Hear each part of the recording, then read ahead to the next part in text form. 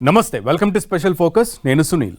ఆ రెండు దేశాలది రక్తంతో రాసిన చరిత్ర, రక్తం కోరుకుంటున్న చరిత్ర. ఇరాన్ ఇజ్రాయెల్ మధ్య ఇది పరిస్థితి. ఉనికి కోసం ఇరాన్, బతుకు కోసం ఇజ్రాయెల్, రెండు దేశాల నిర్ణయాలు వేస్తున్న అడుగులతో పశ్చిమాసియా ఎరుపెక్కుతోంది. ఇరాన్ అణుబాంబులు తయారు చేస్తోందని ఆరోపిస్తున్న ఇజ్రాయెల్ దాన్ని ఆపడం కాదు, ఆ ఆలోచనను కూడా చంపేయాలనే రేంజ్లో దాడులు చేస్తోంది. ఇప్పుడు అదే జరిగింది. ఇరాన్కు ఇజ్రాయెల్ భారీ షాక్ ఇచ్చింది. న్యూక్లియర్ టాప్ సైంటిస్టులను లేపేసింది. అసలు అణుశాస్త్రవేత్తలు ఎందుకు టార్గెట్? ఇజ్రాయెల్ ఏమంటోంది?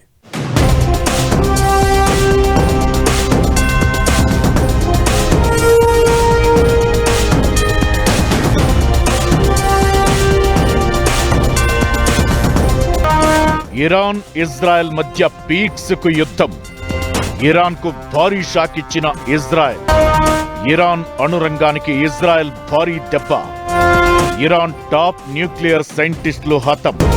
స్వయంగా ప్రకటించిన ఇజ్రాయెల్ ప్రధాని. అసలు న్యూక్లియర్ సైంటిస్టులు ఎందుకు టార్గెట్? ఇరాన్ ఇజ్రాయెల్ యుద్ధం రోజు రోజుకు ముదురుతోంది. ట్రంప్ షరతులు విధించడం, తగ్గేదలేనే రేంజ్లో యుద్ధం ఆపేస్తాం కానీ అంటూ అమెరికా అంగీకరించలేని 3 షరతులను ఇరాన్ పెట్టడం. ఇలాంటి పరిణామాలన్నీ యుద్ధం ఇప్పట్లో ఆగే పరిస్థితి లేదనే సంకేతాలు ఇస్తున్నాయి. అమెరికా యుద్ధ నౌకలను టార్గెట్ చేస్తూ ఇరాన్ భారీగా దాడులు చేస్తుంటే, ఇరాన్ ఆస్తులు, అణు కేంద్రాలను ఇజ్రాయెల్ లక్ష్యంగా పెట్టుకుంది. ఇకటు హర్మూజ్ కూడా క్లోజ్ కావడంతో ప్రపంచమంతా అల్లాడిపోతోంది. పశ్చిమాసియాలో పేలుతున్న ప్రతి మిస్సైల్ ప్రపంచం గుండెల్లో రీసౌండ్ చేస్తోంది అనడంలో ఎలాంటి అనుమానం లేదు. ఇజ్రాయెల్ చేసిన ఓ ప్రకటన ఇప్పుడు మరింత చర్చకు దారితీస్తోంది. ఇరాన్ టాప్ న్యూక్లియర్ సైంటిస్టులను ఇజ్రాయెల్ హతం చేసింది. ఈ విషయాన్ని స్వయంగా నెతన్యాహు ప్రకటించడం రెండు దేశాల మధ్య యుద్ధంతో అంటుకున్న మంటలకు మరింత ఆజ్యం పోసినట్లయింది. ఇరాన్ సైనికులను మాత్రమే కాదు, ఆ దేశ అణురంగాన్ని శాసిస్తున్న టాప్ సైంటిస్టులను కూడా ఇజ్రాయెల్ లక్ష్యంగా పెట్టుకుంది. వ్యూహాత్మక ఎత్తుగడలు వేసి మరీ పలువురు అగ్రశ్రేణి మేధావులను హతమార్చింది. ఇరాన్ అణు కార్యక్రమంలో కీలకంగా వ్యవహరిస్తున్న ఓ శాస్త్రవేత్త కూడా ఇందులో ఉన్నట్లు నెతన్యాహు ప్రకటించారు. దీంతో ఓ రకంగా పశ్చిమాసియా యుద్ధంలో ఇజ్రాయెల్ మరో భారీ విజయాన్ని నమోదు చేసినట్లేనే అభిప్రాయాలు వినిపిస్తున్నాయి. ఇరాన్ అణుబాంబు తయారీ దిశగా అడుగులు వెయ్యకుండా అడ్డుకోవడమే లక్ష్యంగా ఇజ్రాయెల్ రక్షణ దళాలు ఈ వ్యూహాత్మక దాడులను నిర్వహించాయన్న నెతన్యాహు టాప్ సైంటిస్టులు చనిపోయినట్లు ప్రకటించారు. ఇది ఇరాన్ అణ్వాయుధ కలలపై కోలుకోలేని దెబ్బ అన్న నెతన్యాహు వారి సాంకేతిక నైపుణ్యం ఇప్పుడు చిన్నాభిన్నమైందని చెప్పారు. ఇరాన్ కొత్త సుప్రీం నేత ముజ్తబా ఖమేనీపై నెతన్యాహు తీవ్ర విమర్శలు గుప్పించారు. రెవల్యూషనరీ గార్డ్స్ చేతిలో ముజ్తబా ఒక కీలుబొమ్మ అని, ఆయన బహిరంగంగా జనాల ముందు కూడా రాలేని స్థితిలో ఉన్నారని సెటైర్లు వేశారు. ఇరాన్ పాలన ఇప్పుడు మత గురువుల చేతుల్లో లేదని, అది పూర్తిగా సైన్యం చేతుల్లోకి వెళ్లిపోయిందని ఆరోపించారు. ఇరాన్ అగ్రనాయకత్వాన్ని ఇజ్రాయెల్ టార్గెట్ చేయబోతుందా అనే ప్రశ్నకు నెతన్యాహు ఇచ్చిన సమాధానం యుద్ధం ఎలా ఉండబోతుందనే భయాలను మరింత పెంచింది. ఇరాన్ ప్రభుత్వంలోని ఏ ఒక్క నాయకుడి ప్రాణానికి కూడా తాను భరోసా ఇవ్వలేనని, వారికి లైఫ్ ఇన్సూరెన్స్ పాలసీలు కూడా జారీ చేయలేమంటూ సెటైర్లు వేశారు. తమ యుద్ధం ఇరాన్ జనాలపై కాదని, వారిని అణచివేస్తున్న పాలకులపైనే అని స్పష్టం చేశారు. మార్పు అనేది మీ చేతుల్లోనే ఉందని, నిర్ణయం మీరే తీసుకోవాలంటూ ఇరాన్ జనాలకు సందేశమిచ్చారు నెతన్యాహు. అణుశాస్త్రవేత్తల మరణంపై ఇరాన్ నుంచి ఎలాంటి రియాక్షన్ రాలేదు. దీంతో ఆ దేశం ఏం చేయబోతోంది, ఇజ్రాయెల్ కు ఎలాంటి కౌంటర్ ఇవ్వబోతుందనేది హాట్ టాపిక్ అవుతోంది. ఇరాన్ ఇజ్రాయెల్ మధ్య ముదురుతున్న యుద్ధం పశ్చిమాసియానే కాదు, ప్రపంచాన్ని వణికిస్తోంది. ఒకప్పుడు మిత్రులైన ఈ రెండు దేశాలు 1980ల తరువాత శత్రువులుగా మారిపోయాయి.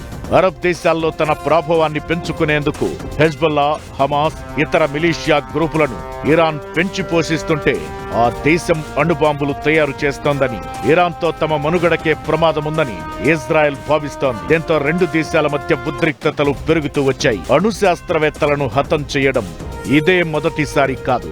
ఇరాన్ అణ్వాయుధ ప్రయోగాలను దెబ్బతీసేందుకు గతంలోనూ ఆ దేశ న్యూక్లియర్ సైంటిస్టులను టార్గెట్ చేసి లేపేసింది ఇజ్రాయెల్. లోపల కారణం ఏం ఉన్నా అణ్వాయుధాలు అనే సాకుతోనూ ఇరాన్ మీద ఇప్పుడు అమెరికా యుద్ధం ప్రకటించింది. పశ్చిమాసియాలో తన మిత్ర దేశాలైన ఇజ్రాయెల్, సౌదీ, ఖతార్ వంటి వాటికి ఇరాన్ నుంచి ముప్పు ఉందని ఆరోపిస్తూ బల ప్రయోగానికి దిగుతోంది. అయితే గతేడాది జరిపిన యుద్ధంలోనూ ఇరాన్ అణు శాస్త్రవేత్తలను హతం చేసింది ఇజ్రాయెల్. అయితే ఇప్పుడు నెతన్యాహు ప్రకటనతో ఇరాన్ రియాక్షన్ ఎలా ఉంటుందనే ఆసక్తి కనిపిస్తోంది. ఇరాన్ ప్రయోగాలను మాత్రమే కాదు, ఆ ఆలోచననే చంపేయాలనే లక్ష్యంతో కనిపిస్తోంది ఇజ్రాయెల్. న్యూక్లియర్ సైంటిస్టులను లక్ష్యంగా చేసుకుని వ్యూహాలు రచిస్తోంది. ఇప్పుడే కాదు, 2010 నుంచి ఇలాంటి హత్యలు జరుగుతూనే ఉన్నాయి. ఇజ్రాయెల్ ఆపరేషన్స్ వెనుక మొసాద్ కీలక పాత్ర పోషిస్తోంది. ఇంతకీ ఎప్పుడెప్పుడు ఎవరి హత్య జరిగింది? యుద్ధం ముదురుతున్న వేళ ఇజ్రాయెల్ నెక్స్ట్ టార్గెట్ ఏంటి? ఇరాన్ అణు ఆలోచనను చంపడమే లక్ష్యం. న్యూక్లియర్ సైంటిస్టుల టార్గెట్ అందుకే 2010 నుంచి శాస్త్రవేత్తల వరుస హత్యలు. గతేడాది ఇరాన్పై ఆపరేషన్ నాణ్య. అసలు ఆపరేషన్ నాణ్యతో ఏం జరిగింది? ఇప్పుడు యుద్ధం ఏ మలుపు తిరగబోతోంది?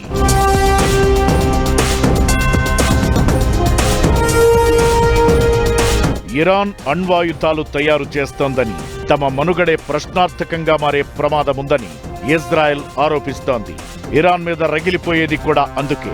గతేడాది జరిగిన యుద్ధంలోనూ యురేనియం శుద్ధిని ఆపడమే లక్ష్యంగా నటాంజ్, ఫోర్డో, ఇస్ఫహాన్ లాంటి అణు కేంద్రాలపై దాడులు చేసింది. అణుశక్తి కేంద్రాలకు యురేనియం చాలా అవసరం. అయితే ఇరాన్ దాన్ని తయారు చేయకుండా ఇజ్రాయెల్ అడ్డుకునే ప్రయత్నం చేసింది. నిజానికి ఇరాన్ అణు కార్యక్రమం 2018 నుంచి స్పీడప్ అయింది. యురేనియం శుద్ధికి సంబంధించిన పరిమితి ఒప్పందం నుంచి అమెరికా వైదొలగడంతో అణ్వాయుధాన్ని తయారు చేసే కార్యక్రమాన్ని ఇరాన్ చేపట్టింది. శాంతియుతంగానే ఈ కార్యక్రమాన్ని చేపట్టానని ఇరాన్ చెబుతూ వస్తున్న అంతర్జాతీయ అణుశక్తి సంస్థ పలుమార్లు ఆ దేశాన్ని హెచ్చరించింది. అయితే ఆ దేశంతో ఎప్పటికైనా తమకు ప్రమాదమని భావించిన ఇజ్రాయెల్ ఇరాన్ న్యూక్లియర్ సైంటిస్టులను ఒక్కొక్కరిగా ఖతం చేస్తోంది. గతేడాది ఇరాన్ మీద జరిగిన దాడుల్లో ఆ దేశ అణు శాస్త్రవేత్తలను నిర్మూలించడానికి చేసిన ఆపరేషన్ కు నార్నియా అనే పేరు పెట్టింది ఇజ్రాయెల్. ఆ దేశ నిఘా సంస్థలు, వైమానిక దళం భయంకరమైన ఖచ్చితమైన ఆపరేషన్ చేశాయి. ఈ ఆపరేషన్ తో ఇరానియన్ అణు కార్యక్రమం వెన్నెముకను విచ్ఛిన్నం చేసింది. ఇజ్రాయెల్ రక్షణ శాఖ, ఇంటెలిజెన్స్ సంస్థ మొసాద్ ఈ రహస్య ఆపరేషన్ చేపట్టింది. ఆపరేషన్ నాణ్యాకు 2012లో నాంది పడింది. దీన్ని 2022 చివరిలో ప్రారంభించింది ఇజ్రాయెల్. ఇరాన్ అణు శాస్త్రవేత్తలను ఏ, బి, సి, డి అనే 4 గ్రూపులుగా విభజించింది ఇజ్రాయెల్. ఈ హిట్ లిస్ట్ లో అగ్రస్థానంలో ఇరాన్ అణుపిత మోసేన్ ఫక్రీజాదేహ్ కింద పనిచేసిన శాస్త్రవేత్తలు ఉన్నారు.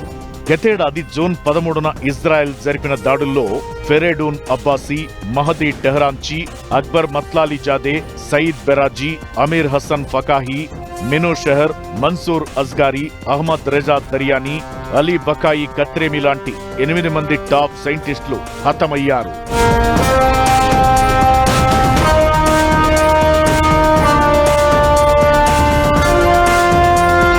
నిజానికి ఇరాన్ అణు శాస్త్రవేత్తలను 2010 నుంచి ఇజ్రాయెల్ టార్గెట్ చేయడం మొదలుపెట్టింది.